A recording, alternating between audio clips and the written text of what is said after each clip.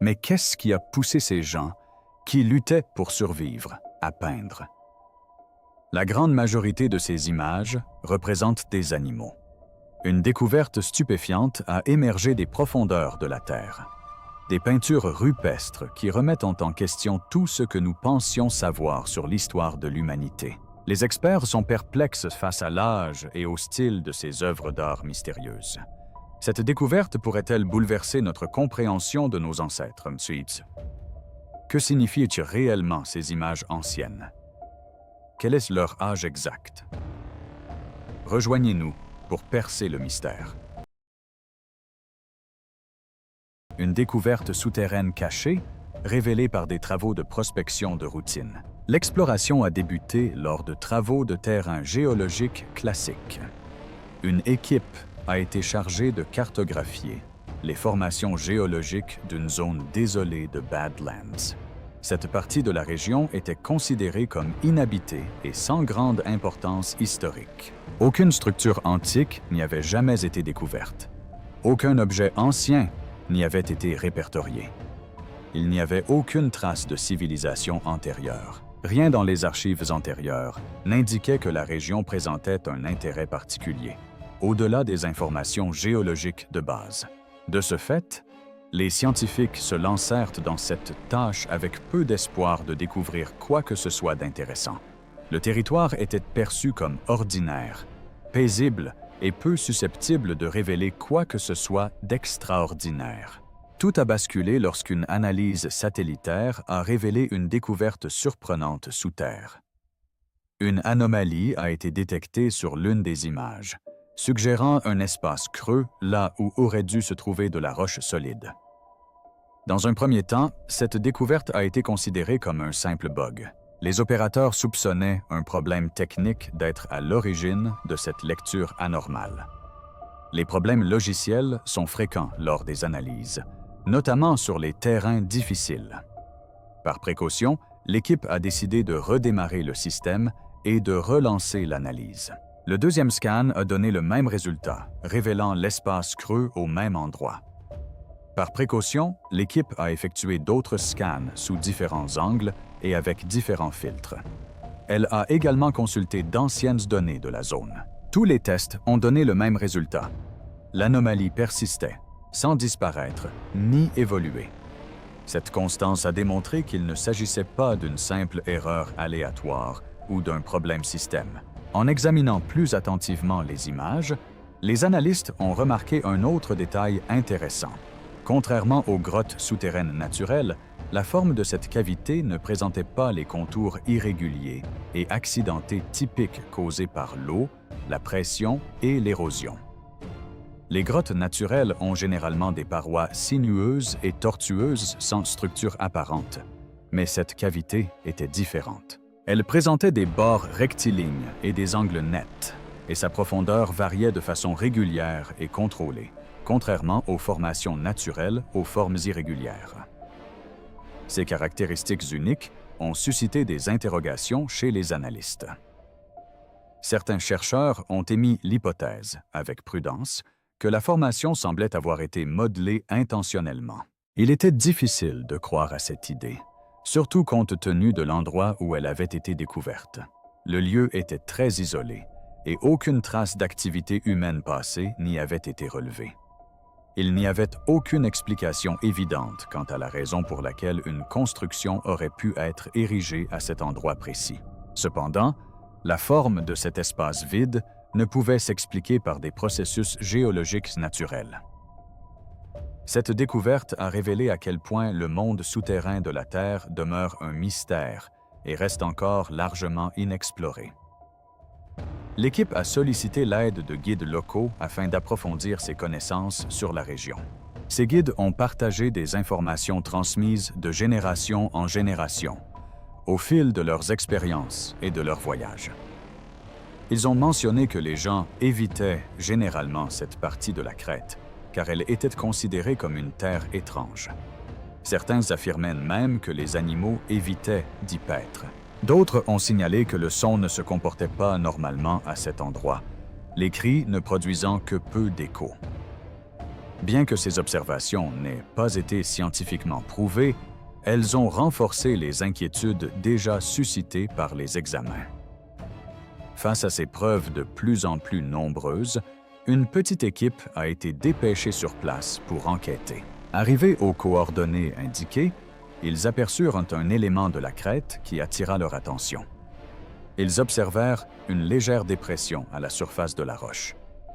La pierre, à cet endroit, semblait brisée d'une manière atypique par rapport au schéma d'érosion observé ailleurs dans les Badlands. La fracture semblait plus concentrée et organisée. Au lieu d'être dispersée par le vent ou l'eau, elle a été confirmée sur place à l'aide de scanners portables qui ont révélé la présence d'un espace creux derrière la roche fracturée, correspondant à la profondeur observée depuis la surface. Cette confirmation était cruciale pour vérifier l'existence et l'emplacement de la cavité souterraine.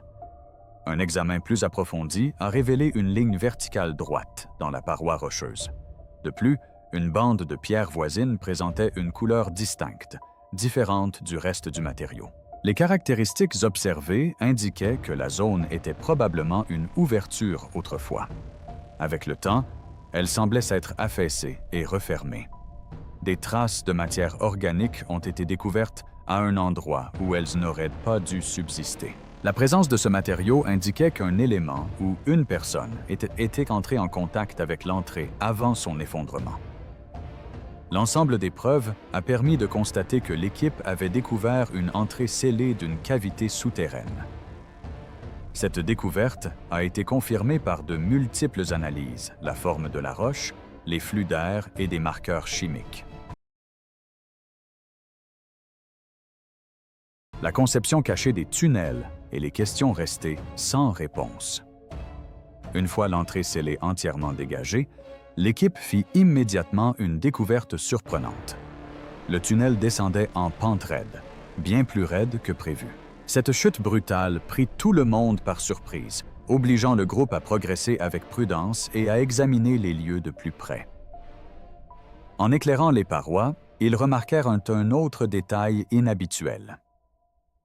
Les surfaces étaient remarquablement lisses, signe d'un contact prolongé et délibéré sur une longue période.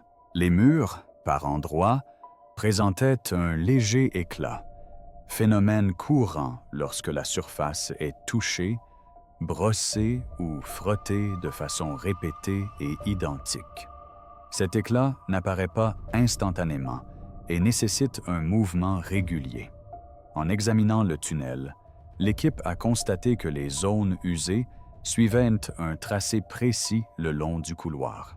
Un géologue a remarqué que l'usure régulière observée ne pouvait être due à des causes naturelles aléatoires, car elle était trop uniforme et contrôlée. Cette découverte a suscité des inquiétudes, car elle indiquait qu'un objet avait emprunté le tunnel à plusieurs reprises avant l'effondrement de la chambre. L'équipe explorant le passage a été surprise d'apprendre qu'il avait été utilisé par le passé. Cette découverte les amena à s'interroger sur la fonction du tunnel et sur qui ou quoi l'avait emprunté. En s'aventurant plus loin, ils remarquèrent un phénomène étrange. Le son se comportait différemment à l'intérieur. Les voix semblaient plus faibles et les bruits de pas ne résonnaient pas comme prévu. Il était donc difficile d'évaluer la distance d'un son car il s'estompait rapidement. Certains membres de l'équipe ont même cessé de parler, tant le silence était étrange et l'état d'alerte accru. D'après des notes prises sur le terrain, mais non vérifiées, certains membres de l'équipe ont trouvé le silence dans le tunnel particulièrement intense. Ils avaient l'impression que quelque chose à l'intérieur du tunnel influençait la propagation du son. Bien que difficile à quantifier, cette sensation a été partagée par plusieurs personnes. Au fur et à mesure de leur progression, ils ne purent ignorer la forme particulière du tunnel. Celui-ci se rétrécissait, puis s'élargissait soudainement à intervalles réguliers. Chaque élargissement créait un petit espace latéral qui bifurquait du couloir principal. Les espaces latéraux étaient vides, sans encombrement, sans pierres détachées ni dépôts minéraux. Ils semblaient propres et intacts, ce qui est inhabituel pour une grotte naturelle. Un archéologue a observé la disposition régulière des espaces, suggérant une conception intentionnelle. La régularité des tracés d'une section à l'autre a suscité la curiosité. Les membres de l'équipe se sont demandé si le tunnel avait été construit intentionnellement. Personne n'a pu déterminer qui avait creusé ce passage ni pourquoi il était dissimulé dans un endroit aussi isolé. À mesure que le groupe avançait, leurs lampes présentaient des caractéristiques différentes. Certaines veines minérales de la roche luisaient d'un vert pâle sous la lumière. Cette lueur n'était pas aléatoire, mais formait de longues lignes qui se prolongeaient tout au long du passage. Le groupe suivit attentivement les lignes lumineuses, cherchant à comprendre leur origine. Certains membres pensaient que cette lueur était une propriété naturelle de la roche. D'autres se demandaient pourquoi elle n'apparaissait qu'à certains endroits et suivait des schémas précis. Certains membres de l'équipe ont alors émis l'hypothèse que les lignes lumineuses avaient peut-être été placées intentionnellement pour faciliter l'orientation dans la grotte. Les relevés de l'air ont encore compliqué la situation. On prévoyait une baisse du taux d'oxygène à cette profondeur, mais les appareils de mesure n'ont enregistré aucun changement significatif. Les mesures sont restées stables. Un technicien a constaté que les données étaient similaires à celles obtenues dans un environnement contrôlé, plutôt que dans une zone souterraine profonde. Aucun évent ni ouverture apparente ne pouvait expliquer cet équilibre. L'atmosphère immobile laissait penser que le tunnel avait été contrôlé auparavant. Malgré la difficulté à le croire, les preuves ne fournissaient pas d'explications alternatives convaincantes. En examinant de plus près les parois, l'équipe découvrit d'autres marques. Des lignes droites et parfaitement alignées étaient gravées à divers endroits de la pierre. Ces marques, d'une grande netteté et précision, ne semblaient pas avoir été réalisées avec des outils de pierre. Cette précision indiquait l'utilisation d'un instrument plus précis, différent de tout ce qui avait été observé dans l'histoire ancienne de l'humanité. L'équipe avait des avis partagés sur cette découverte. Certains pensaient qu'il pouvait s'agir de formations naturelles, tandis que d'autres, en désaccord, soulignaient la constance et l'emplacement des marques comme autant de preuves contredisant cette explication. La situation s'est complexifiée lors de l'analyse des capteurs de vibration. Les résultats ont révélé des espaces vides plus profondément à l'intérieur de la montagne, qui ne faisaient pas partie du réseau de grottes connues. Ces chambres semblaient situées derrière des parois solides, selon une disposition étrange qui paraissait artificielle. Chaque relevé suggérait la présence d'une structure cachée plus vaste, au-delà des tunnels connus. À mesure que l'équipe progressait, elle commençait à avoir l'impression que la descente était planifiée et non aléatoire. Les traînées lumineuses, l'air stable, les marquages précis et les chambres cachées indiquaient tous la même direction. Preuve de l'existence d'humains primitifs évolués. La chambre au fond de la descente était plus grande et mieux organisée que prévu. Le sol était plat, solide et étonnamment intact. Au centre, des fragments semblaient avoir été soigneusement disposés autour d'une plateforme de pierre. Au départ, l'équipe pensait qu'il s'agissait de simples morceaux de roche brisés. Cependant, en les examinant de plus près, elle s'est aperçue que les fragments présentaient des arêtes nettes et étaient tous d'épaisseur identique. Leur forme était précise, d'une précision jamais vue auparavant dans la région. Le niveau de maîtrise technique suggérait une méthode de travail des matériaux insoupçonnés à cette époque. Les fragments indiquaient que la chambre avait été aménagée et préparée intentionnellement, témoignant d'un niveau de planification et de savoir-faire exceptionnel. Pendant que l'équipe répertoriait ces fragments, un archéologue explorant l'autre extrémité de la pièce fit une découverte importante. Ils découvrirent un bras squelettique partiellement enfoui dans un sol compacté. Des fouilles plus poussées révélèrent un corps complet, couché sur le côté dans une position précise. Rapidement, 2 autres squelettes furent mis au jour, chacun disposé délibérément comme le premier. Il était clair que ces corps n'étaient pas dispersés au hasard, mais disposés intentionnellement et de manière organisée, révélant une pratique culturelle jusqu'alors inconnue pour cette période. L'équipe a rapidement prélevé des échantillons pour datation au radiocarbone. Les résultats ont suscité de vifs débats parmi les archéologues. Les vestiges ont été datés d'environ 120 ans, soit bien plus anciens que la période considérée comme celle de l'apparition d'une culture humaine organisée dans la région. On pensait jusqu'alors que les humains n'avaient ni construit de chambres, ni développé de méthodes de stockage, ni établi d'espace de vie structuré. Cette découverte remet en question notre compréhension actuelle du comportement humain dans cette région. Un examen plus approfondi des squelettes a révélé des informations surprenantes. Bien que les proportions paraissent humaines, elles diffèrent de la normale. Les os des membres sont légèrement plus longs et les crânes présentent des crêtes crâniennes plus épaisses. Ces caractéristiques s'étaient présentes chez tous les individus et n'ont pas été considérées comme des anomalies. Les anthropologues ont découvert que les squelettes n'appartenaient à aucun groupe humain connu de cette époque ou de cette région. Ces découvertes suggéraient l'existence d'une population inconnue, jusqu'alors non documentée. Des traces d'activité organisée étaient visibles autour des squelettes. Les dépôts d'argile près de la plateforme présentaient des empreintes répétées formant des figures régulières, semblables à des fosses de stockage disposées en quadrillage. Cela suggérait que la chambre avait autrefois contenu des provisions ou des objets rangés selon un ordre précis.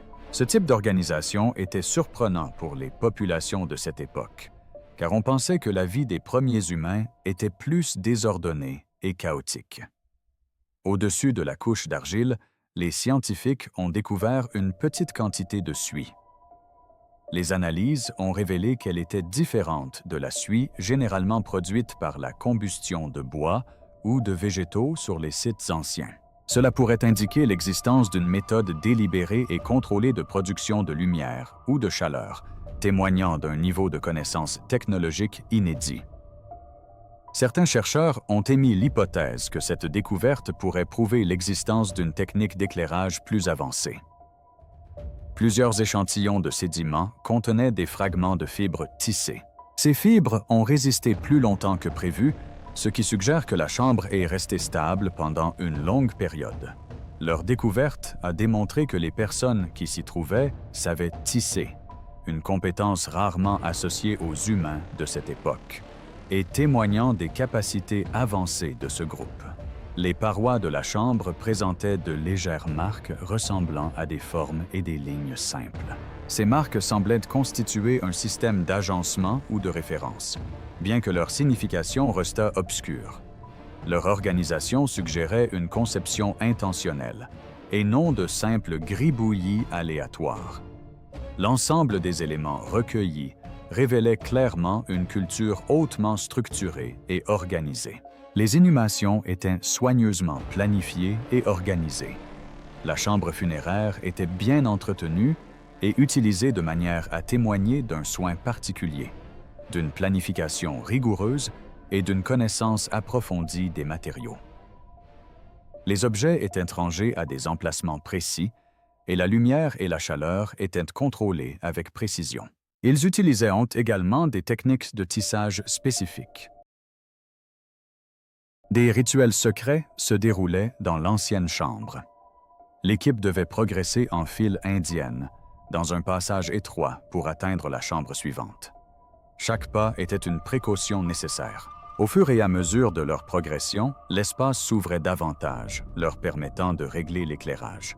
Les murs commencèrent à porter les marques des personnes qui y avaient séjourné auparavant. Il était évident que l'endroit avait servi à bien plus qu'à un simple abri, car on y trouvait des traces de rituels. Au départ, les marques sur les murs étaient à peine visibles, recouvertes de dépôts minéraux. L'équipe a délicatement retiré les sédiments, révélant des formes dessinées à l'aide de pigments foncés et de traits irréguliers. Certaines formes étaient de simples lignes groupées, tandis que d'autres étaient des motifs courbes qui se répétaient sur les murs. Les motifs ne ressemblaient à aucun art préhistorique connu dans la région. La disposition des formes semblait délibérée, comme si elles avaient été agencées pour guider le regard du spectateur d'un point à un autre. Près du mur du fond, l'équipe a découvert une dalle de pierre légèrement surélevée par rapport au sol. La surface de la dalle avait été lissée avec une grande précision. Des résidus de cendres, de pigments et d'une substance organique inconnue étaient incrustés sur ses bords. Un examen plus approfondi a révélé que la dalle avait probablement servi à plusieurs reprises lors de cérémonies. Certains membres de l'équipe pensaient qu'il pouvait s'agir d'un autel, tandis que d'autres estimaient qu'il servait de support pour la préparation d'objets rituels. Cependant, aucune de ces explications ne rendait pleinement compte des résidus ni de l'emplacement stratégique de la dalle dans la chambre. Sa position précise laissait supposer qu'elle revêtait une importance considérable. À côté de la dalle de pierre, de vieilles peintures rupestres ornaient le mur inférieur. Le temps les avait endommagées, ne laissant subsister que quelques fragments. De petites figures humanoïdes étaient agenouillées en demi-cercle, surmontées d'une figure plus grande qui étendait les bras. La tête et le haut du corps du personnage le plus imposant étaient effacés, rendant son identification difficile. Malgré les parties manquantes, la scène semblait représenter une cérémonie. On a d'abord pensé que les personnages plus petits exprimaient une soumission ou faisaient une offrande, mais sans l'image complète, la signification exacte restait incertaine. Sur un autre mur, on pouvait voir des empreintes de mains de deux couleurs différentes. Une rangée montrait des mains entières pressées contre le mur. La rangée du dessous présentait des mains avec des doigts manquants ou des formes modifiées, suggérant qu'elles avaient été intentionnellement altérées avant d'être imprimées. Cette découverte a inquiété certains membres de l'équipe. Certains pensaient que les empreintes pouvaient représenter différents groupes ou rôles au sein de la société.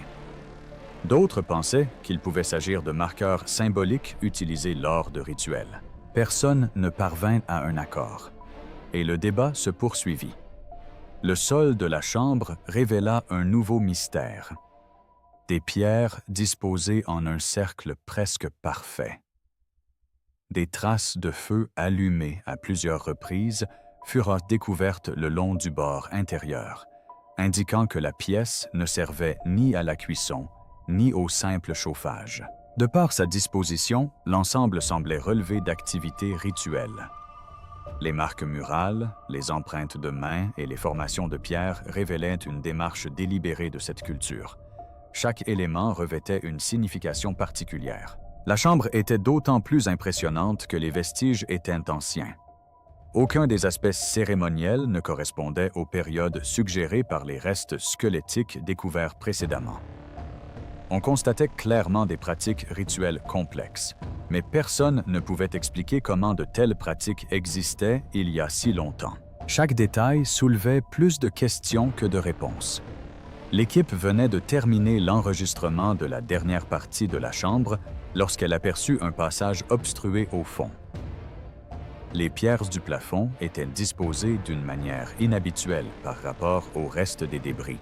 Il semblait qu'elles avaient été placées là intentionnellement, et non suite à un effondrement. On aurait dit une barrière construite délibérément. Lorsque l'équipe a commencé à dégager l'obstruction, la température de la pièce a légèrement changé. Un léger courant d'air sec s'échappait de derrière les rochers. Ce qui était scellé à l'intérieur l'avait été pendant très longtemps. Ce scellement intentionnel laissait présager des secrets enfouis depuis des siècles, qui ne demandaient qu'à être découvertes. Chaque élément de la chambre témoignait de sa création intentionnelle. Les marques, les empreintes de mains, la dalle de pierre, les figures peintes et le cercle de feu révélaient une culture capable de planifier avec soin, de penser symboliquement et de pratiquer des rituels répétés. La chambre des peintures impossible. Lorsque le dernier obstacle fut levé et que la lourde dalle fut déplacée, une bouffée d'air moisi s'échappa de l'espace obscur. L'entrée s'élargissait progressivement, juste assez pour laisser passer l'équipe. Leurs lampes éclairèrent la pièce et tous s'arrêtèrent net. Les murs étaient ornés de peintures imposantes, complexes et remarquablement bien conservées. Les couleurs paraissaient éclatantes, comme si elles venaient d'être peintes, malgré l'ancienneté de la pierre. L'état d'avancement des œuvres d'art, si anciennes, était resté intact pendant tant d'années, laissait perplexe tout le monde. Le plus grand panneau qu'ils observèrent en premier représentait un groupe de personnages humains, debout en cercle. Chaque corps présentait des lignes détaillées sur les bras, les côtes et le crâne, évoquant des schémas de l'anatomie interne avec une précision surprenante pour l'époque. D'après les restes squelettiques découverts sur le site, la scène a été datée d'il y a 120 ans. Un expert médical a souligné que certaines caractéristiques représentées étaient inconnues des civilisations anciennes. Comment des humains de cette époque ancienne pouvaient-ils posséder un savoir aussi avancé? Le mystère demeurait entier. À côté du cercle se tenait une autre silhouette, plus grande que les humains, aux longs bras et au corps élancé. Cette silhouette ne ressemblait à aucune espèce humaine connue. Sa tête était allongée et dépourvue de traits distincts. Sa posture suggérait qu'il veillait sur le groupe. Un trait sombre reliait sa main aux humains, les unissant d'une manière significative. Certains membres de l'équipe ont interprété la scène comme une leçon, comme si le personnage guidait les humains. La case suivante était encore plus troublante. Elle représentait une personne allongée au sol, deux autres debout à ses côtés. Au-dessus d'eux, une silhouette imposante, d'apparence non humaine, les surplombait, comme pour les observer.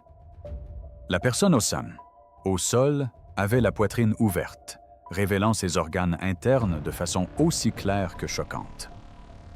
Certains experts y ont vu la représentation d'un sacrifice rituel, tandis que d'autres ont suggéré qu'il pouvait s'agir d'une intervention chirurgicale ou d'un examen scientifique. Aucun des chercheurs ne se sentait à l'aise d'exprimer son interprétation à voix haute.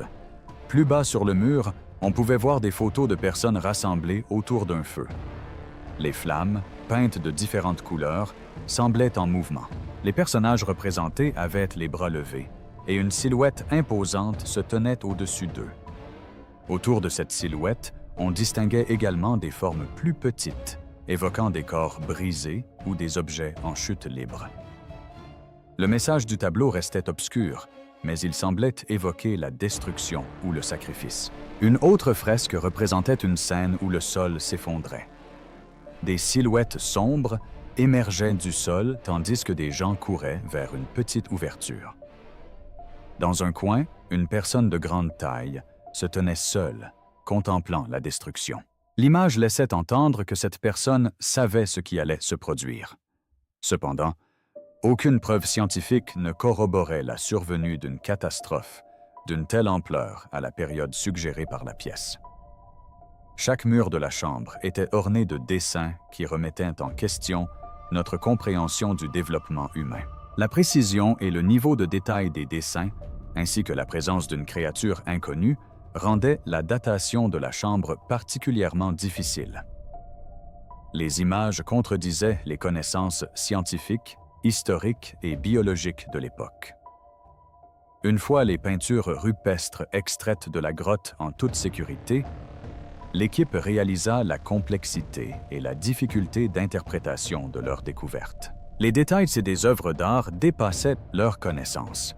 Les différences avec les connaissances historiques étaient trop nombreuses pour être ignorées. L'équipe a donc décidé de soumettre ces découvertes à des experts pour un examen plus approfondi. La responsabilité d'interpréter le contenu de la chambre passa de l'équipe de terrain à ses spécialistes, qui devaient désormais relever le défi de percer le véritable sens des images. La chambre demeurait un mystère. Chaque mur était recouvert d'un savoir étrange, de détails complexes sur la vie et de représentations d'enseignements, de dévastation et de cérémonies. Les figures anthropomorphes, leurs symboles et l'observateur surnaturel ne correspondaient à aucune période historique connue. Aucune étude antérieure n'avait permis d'éclaircir le mystère de cette chambre. Il revenait aux experts de déchiffrer le sens de ces peintures. Il leur fallait analyser chaque aspect, établir des liens avec le passé et tenter de déchiffrer la signification d'informations qui semblaient impossibles à connaître. La chambre symbolise quelque chose de difficile à appréhender pleinement. Ces murs recèlent des informations susceptibles de bouleverser notre compréhension de l'histoire et de l'évolution humaine. Les images contenues dans la chambre soulèvent des questions sur l'intelligence, la biologie et la culture, remontant à une époque bien plus ancienne qu'on ne le pensait. Les scientifiques s'efforcent encore de comprendre la chambre, ses figures et ses détails complexes. Cette découverte a mis en lumière les difficultés liées à la recherche de terrain. L'équipe a pu enregistrer, protéger et observer, mais l'interprétation des résultats a nécessité une expertise spécifique. La chambre a présenté une situation inédite pour l'équipe. Les peintures de la chambre n'auraient pas dû exister. Les photos prises dans la chambre ont rapidement été partagées avec des experts. Les images ont suscité des réactions vives et immédiates. Aucun groupe en particulier ne souhaitait se charger d'interpréter la découverte de l'équipe. Certains archéologues pensaient que les peintures avaient été ajoutées bien après la construction de la chambre, mais des analyses ont démontré que la peinture était aussi ancienne que les murs de celle-ci. Cette révélation a inquiété de nombreux experts. Les anthropologues ont étudié de près les dessins et ont constaté qu'il était improbable qu'un groupe préhistorique ait été capable de produire des images anatomiques aussi détaillées. Certains experts ont avancé que les images étaient symboliques plutôt que réalistes. Mais la précision des structures internes suggérait le contraire. Quelques spécialistes ont reconnu que les dessins ressemblaient à des schémas figurants dans d'anciens textes médicaux rédigés des milliers d'années plus tard. Cette découverte a interrompu les discussions. Personne ne pouvait expliquer comment de telles connaissances avaient pu exister durant la période indiquée par la datation. La silhouette imposante suscita une vive tension dans la pièce. Les experts ne parvenaient pas à s'accorder sur sa signification. Certains pensaient qu'il s'agissait d'un symbole spirituel ou d'un être mythique. D'autres ont remarqué que les proportions étaient trop exactes pour être une invention. Quelques chercheurs l'ont comparé à des figures d'art rupestres anciens provenant de différentes régions, mais aucune de ces représentations n'était aussi détaillée. La figure apparaissait régulièrement, toujours dans un rôle de guide ou d'observateur. Cette constance inquiéta de nombreux chercheurs et laissa supposer une forme d'influence plutôt qu'une simple légende. Les scènes d'intervention médicale et de sacrifice suscitèrent de nouvelles controverses. Les experts médicaux s'accordèrent à dire que la représentation du thorax et des organes internes était correcte et non une simple conjecture. Certains pensent que le groupe a découvert ces détails par tâtonnement. D'autres affirment qu'il n'existe aucune preuve archéologique de pratiques aussi avancées à cette époque. Le débat, initialement empreint d'interprétation, a rapidement fait place à l'inquiétude. Après avoir examiné la fresque de la destruction, des géologues se sont intéressés à la question. Ils ont tenté de la comparer à des impacts et des catastrophes environnementales passées, mais sans succès. Le niveau de dévastation représenté sur l'image était sans précédent pour l'époque. Certains chercheurs ont suggéré que la scène pourrait être la prédiction d'un événement futur plutôt qu'un fait passé, ce qui a suscité un malaise encore plus grand. Vers la fin de la première semaine d'étude des peintures, deux idées principales se sont dégagées. Un groupe pensait que les peintures étaient symboliques et témoignaient d'une culture créative dotée d'une imagination fertile. L'autre groupe soutenait que ces découvertes remettaient en question notre compréhension de l'histoire humaine. Malgré leurs divergences, les deux camps s'accordaient sur un point. L'existence de ces peintures était inattendue. Avec l'arrivée de nouveaux spécialistes, les discussions s'intensifièrent. La Chambre avait placé la communauté scientifique dans une position délicate. L'enjeu principal n'était plus seulement l'interprétation des tableaux. La question principale est alors devenue celle de la création même de ces tableaux. Les informations provenant de la Chambre n'étaient pas destinées à être divulguées au public, or elles l'ont été. Des courriels mentionnés ultérieurement dans d'autres rapports ont révélé que certains services avaient suggéré de reporter la diffusion des images jusqu'à ce que le contexte soit mieux compris. Ils prétendaient que c'était pour éviter la diffusion de fausses informations. La véritable raison, était qu'aucune explication ne pouvait résister à un examen public. À mesure que les discussions s'intensifiaient, l'accès au site fut progressivement restreint. Seuls quelques chercheurs étaient encore impliqués, et ils n'ont reçu qu'une partie de la documentation. Les premiers analystes ont commencé à remarquer des différences dans la manière dont leurs déclarations étaient résumées. Certains ont affirmé que leurs explications avaient été modifiées pour paraître plus rigoureuses. D'autres ont constaté que leurs inquiétudes avaient complètement disparu. On ignorait si cela était intentionnel ou dû à un contrôle administratif. Les rapports officiels concernant la Chambre laissaient entendre qu'il s'agissait d'une découverte inhabituelle, mais maîtrisable. Mais ils n'ont pas mentionné les scènes alarmantes qui avaient inquiété nombre de personnes. Certains chercheurs ont consigné secrètement leurs préoccupations par écrit. Ces notes, diffusées discrètement parmi les universitaires, révélaient la crainte que les peintures ne soient pas destinées au peuple de leur créateur. L'apparition de la grande silhouette, la précision de son anatomie et la représentation des scènes de destruction laissaient supposer que les artistes pensaient consigner un événement important. On ignore s'il s'agissait d'un avertissement, d'un document historique ou d'un message. Les experts s'efforcent encore de percer le mystère de cette chambre, de ses œuvres d'art et de cette mystérieuse silhouette.